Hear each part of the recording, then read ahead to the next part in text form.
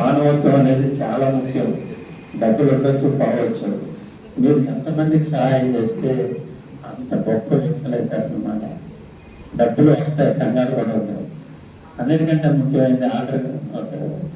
Socrates గురించి ఎంతమందికి తెలుసు?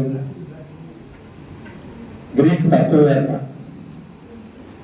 ఆయన అంటే ప్రభుత్వానికి వ్యతిరేకంగా చెప్తున్నాడు అనుకుంటాను తత్వం చెప్తున్నాను. ఆ తత్వాన్ని చెప్తున్నప్పుడు ఆ రాజు కోపం వచ్చి వీడు నాకు నా రాజ్యాన్ని గురి చేసేటట్టుకుంటాడని విషయం దాకా చచ్చిపోమన్నాడు.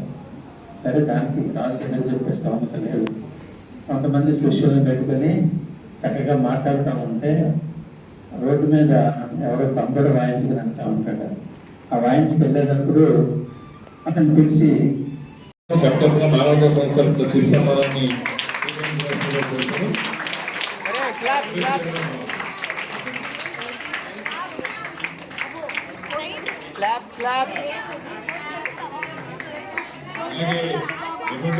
గురుజీ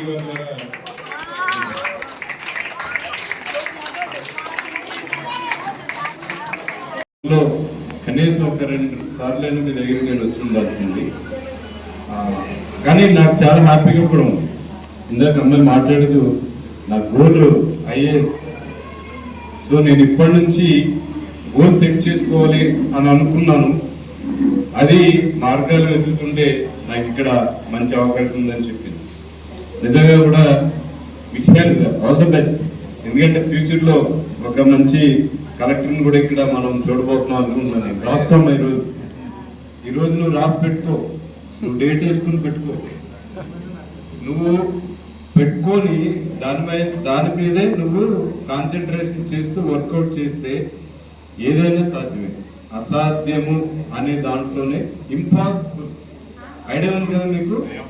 ఇంపాసిబుల్ హౌ, ఎలా, ఎక్కడ? Impossible it self says that I am possible. Right? మీరు అందరూ 10th క్లాస్, రేపు పొద్దున ఇంటర్మీడియట్కి వెళ్తున్నారు. ఇంటర్మీడియట్ అనేది చాలా డేంజరస్ పిల్లలకి. ఎందుకంటే తెలిసి తెలియని వయసు.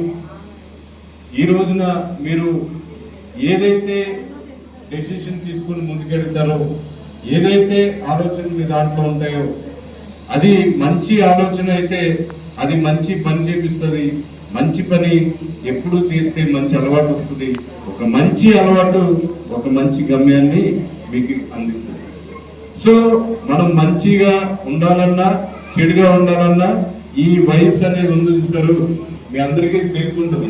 ఇప్పుడు మనిషికి ఎన్ని స్టేజెస్ ఉన్నాయి? ఎన్ని చెప్పమ్మా, నువ్వు చెప్పు ఒకసారి. నీకు చెప్పు, పర్వాలేదు చెప్పు. చెప్పమ్మా ఏంటి నీకు తెలుసమ్మా? పక్కన తెలుసా? 4 స్టేజెస్. మైనరు, మేజరు, బాల్యము, మూడేనా?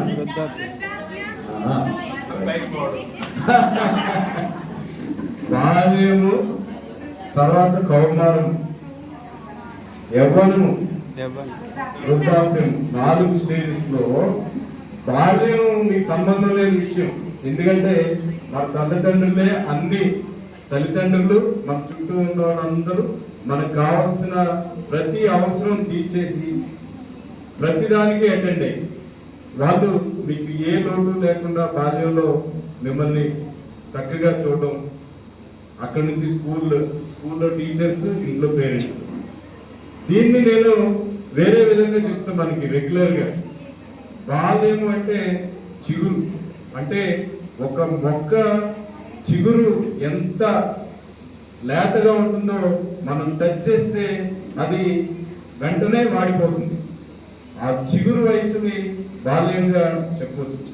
అలాంటి బాల్యం నుంచి తల్లిదండ్రులు మిమ్మల్ని చక్కగా మరి 10th వరకు రావడానికి వాళ్ళు చాలా. నెక్స్ట్ చిగురు తర్వాత ఏంటి? ఒగరు. ఒగరంటే ఏంటి అని అంటే అప్పుడే నువ్వు బాల్యం వదిలి కౌమారం అని చెప్పాను కదా. తెలిసి తెలియని వయసులో కొంచెం లేతగా, కొంచెం ముదురుగా, చేదుగా, తీయగా, ఇది ఒగరు. నెక్స్ట్ పొగరు అంటే ఇప్పుడు మీరు దేంట్లో ఉన్నారు? ఈ పొగరు ఏం చేస్తుందంటే ఎస్ నేనే అన్నీ నేనే, నేను ఏం చెప్తే అదే రైట్. తల్లిదండ్రులు చెప్పినా, టీచర్ చెప్పినా, ఇలా గురువులు చెప్పినా, పెద్దలు చెప్పినా తొందరగా అది వినడానికి. ఎందుకని? పొగరు అంటే ఈ వయసులో మనం ఎలా నడుచుకుంటున్నాం అనేది, ఈ వయసులో మనం ఏం నేర్చుకుంటున్నాం అనేది, ఈ వయసులో మనం ఎలా ప్రవర్తిస్తున్నాం అనేది, ఈ వయసులో తల్లిదండ్రులకి మనం ఎలా గౌరవిస్తున్నాం, ఈ వయసులో గురువులకి ఎలా గౌరవిస్తున్నాం, ఇది మనం కనుక కంట్రోల్ చేసుకోగలిగితే మనస్సు ఒక పొగరుపోతు గుర్రం లాంటిది. ఎలాంటిది?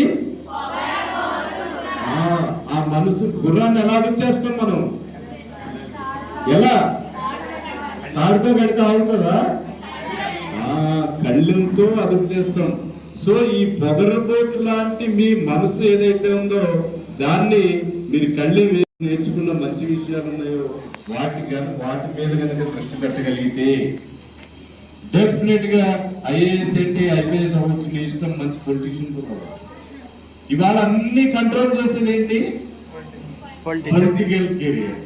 కానీ మన తల్లిదండ్రులు, ఇక్కడ చాలా మంది తల్లిదండ్రులు ఉన్నారు, క్షమించాలి, మన ఉన్నతి కంటే మనం చెడిపోవడానికి కూడా తల్లిదండ్రులు ఇవాళ మనకి పునాది వేస్తున్నారు. ఎందుకు చెప్తున్నాను అంటే ఈ మాట, ఎంతసేపు నా కూతురు డాక్టర్, లేకపోతే నా కూతురు ఏమో లాయరు, ఇంజనీరు, లేకపోతే ఐపీఎస్ అప్గ్రేడ్ అయిపోవాలి, లేకపోతే సాఫ్ట్వేర్ అయిపోవాలి, ఎంతసేపు ఇదే ఆలోచించి పిల్లల్ని వంచిస్తున్నారు తప్ప పిల్లలకి చిన్నప్పటి నుంచి చేసిన పిల్లలకి వాళ్ళ మనసులో ఏముంది, వాళ్ళు ఎంతవరకు వాళ్ళ కెపాసిటీస్ ఉన్నాయి, వాళ్ళు నిజంగా మరి మనం చెప్పించే చదువులన్నింటినీ చేరుకోగల పరిస్థితిలో ఉన్నారా లేదా, అదేమి ఆలోచించకుండా పుట్టిన వెంటనే ఏ స్కూల్లో వేద్దాం, ఎంత పెద్ద స్కూల్ అయితే అంత గొప్ప, ఎంత ఎక్కువ మనం ఫీజులు చెల్లిస్తే, లేకపోతే ఎంత ఎక్కువ మన వాళ్ళందరికీ ముందు సీటు కోసమే డబ్బులు ఇస్తే అదే మంచి స్కూల్ అనుకుంటున్నారు తప్ప ఆ స్కూల్లో పిల్లలు ఎలా ఉంటున్నారు. సో ఇక్కడ మీరు ఆల్రెడీ అది కంప్లీట్ చేశారు, ఇప్పుడు బిల్డింగ్ కెపాసిటీ పెడుతున్నారు. సో మంచి బిల్డింగ్, ఎంత గట్టి బిల్డింగ్, ఎంత లైఫ్ ఉంటుందో మీరు ఇప్పుడు వేసుకునే పునాది కూడా అంతే. ఆటల్లో గొప్పగా ఉన్నారు అని అంటే ఆటలకు ఎంకరేజ్ చేయండి. ఆటల్లో లేదా గొప్పవాళ్ళు లేదా? డ్రాయింగ్ లో ఇంట్రెస్ట్ ఉంటే డ్రాయింగ్ మీరు వాళ్ళని ఎందుకు ఎంకరేజ్ చేయట్లేదు? అలాగే స్పోర్ట్స్, అలాగే మరి టీవీ యాక్టర్లు, సింగ్ యాక్టర్లు, మ్యూజిక్, దాన్ని మీరు గుర్తించగలిగితే ఖచ్చితంగా వాళ్ళు మీకు రిజల్ట్స్ తీసుకొచ్చి చూపిస్తారు. ఈ రోజు యూత్ తెలియదే కమ్యూనికేషన్, ఎంత గొప్ప కమ్యూనికేషన్ ఉంది, అంత గొప్ప కమ్యూనికేషన్ పేరెంట్స్ కూడా ఉంది, అంతే గొప్ప విషయాలు మరి నైతికంగా ఎన్నో విషయాలు మీకు 15 రోజులు చెప్పుకుంటారు. గురువులు మీకు యోగా ఎందుకు నేర్పిస్తున్నారు, లేకపోతే మెడిటేషన్ ఎందుకు నేర్పించారు, లేకపోతే మంచి విషయాలు ఎందుకు చెప్తున్నారు, నైతిక విలువల గురించి ఈ 15 రోజులు ఎందుకు మాట్లాడారు అని అంటే అవన్నీ కూడా మన కెరీర్ బిల్డింగ్ కి ఉపయోగపడతాయి, మన కెపాసిటీస్ పెంచుతాయి. ఎప్పుడైతే నువ్వు వీక్ అయిపోతున్నావు మానసికంగా, నువ్వు బలవడానికి ఖచ్చితంగా నీ మెడిటేషన్, అలాగే యోగా, నువ్వు ఆరోగ్యంగా ఉంటేనే చదవగలుగుతావు. ఫస్ట్ కాపాడుకోవాల్సింది ఆరోగ్యం. సో ఇవన్నిటినీ మీరు చక్కగా విన్నారని అనుకుంటున్నాను. 15 రోజులు కూడా మీ లైఫ్ లో చాలా మంచి అవకాశం మీకు వచ్చింది. ఈ మంచి అవకాశాన్ని మీరు అందరూ ఉపయోగించుకోవాలని చెప్పి, ఫ్యూచర్ లో మిమ్మల్ని అందరినీ ఒక ఫ్యూచర్ స్టార్స్ గా చూడాలని నేను ఆశపడుతూ మీ అందరికీ విషయం నాకు ఈ అవకాశం ఇచ్చిన థ్యాంక్ యూ.